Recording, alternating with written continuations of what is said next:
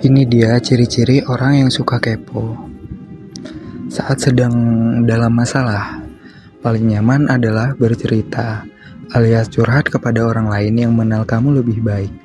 Beban hati pun bisa terurai perlahan, dengan ungkapan kata-kata bahkan derai air mata. Namun, kamu juga harus tahu tujuan orang yang sedang kamu ajak bicara. Apakah mereka orang yang benar-benar peduli kepada kamu, atau sekedar ingin tahu, atau sering dijuluki kepo, knowing every particular object. Yang pertama, perbedaan orang kepo yang sekedar ingin tahu dengan orang yang peduli sangat jelas. Perbedaan yang signifikan antara keduanya adalah orang yang sekedar ingin tahu akan bertanya penyebab dari masalah, tetapi mereka yang peduli lebih mau mendengarkan lalu menawarkan bantuan agar masalahnya lekas selesai atau hatinya lega. Orang yang hanya sekedar ingin tahu memanfaatkan situasi untuk menggali informasi dari masalah yang terucap, dan empati nggak begitu menonjol. Pertanyaan berupa apa, bagaimana, mengapa, serta pertanyaan intimidasi bisa terjadi kalau dia hanya mau tahu masalah kamu.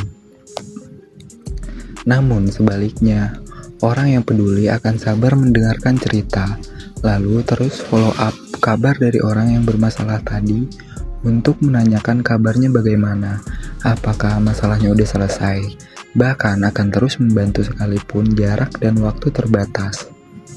Yang kedua, orang yang peduli nggak menjadikan masalahmu jadi bahan gosip. Lalu perbedaan lainnya menurut Ayunda dari orang peduli dan nggak adalah menjaga setiap cerita dengan baik. Rasa penasaran akan terpuaskan kalau setiap informasi yang dibutuhkan terpenuhi. Makanya, orang yang sekedar ingin tahu bukan menyimpan baik setiap cerita, justru menjadi bahan obrolan hangat untuk orang lain tanpa sepengetahuan kamu. Sebab itu hindari mereka yang hanya penasaran. Terbukti kok dengan cara mereka merespon, bersikap, dan mengutarakan perasaannya. Jika emang sekedar ingin tahu, orang yang peduli nggak menjadikan masalah kamu sebagai informasi yang akan dibeberkan ke banyak orang, tapi akan dijaga dengan baik, karena mereka berempati atau memahaminya rasanya terlibat dalam suatu masalah yang cukup berat.